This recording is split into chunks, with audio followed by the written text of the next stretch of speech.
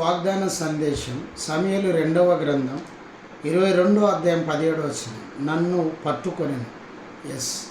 దేవుడు నిన్ను పట్టుకుంటాడు. ఎందుకనంటే ఉన్నత స్థలంలో నిన్ను నిలపడానికి, ఉన్నత ఆశీర్వాదం దయచేయడానికి.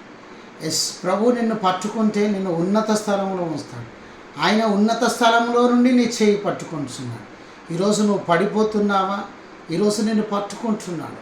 ఈరోజు నీ జీవితంలో నష్టపోయావా? నిన్ను పట్టుకుంటున్నాడు. అనారోగ్యముతో నువ్వు పడిపోయావా? దేవుడు నిన్ను పట్టుకుంటున్నాడు.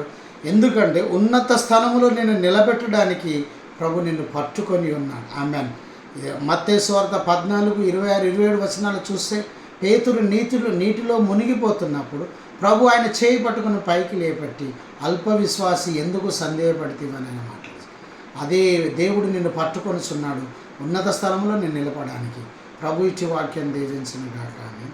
జయమనే మా యూట్యూబ్ ఛానల్ సబ్స్క్రైబ్ చేయండి, లైక్ చేయండి, షేర్ చేయండి, అనేకులకు తెలియచేయండి.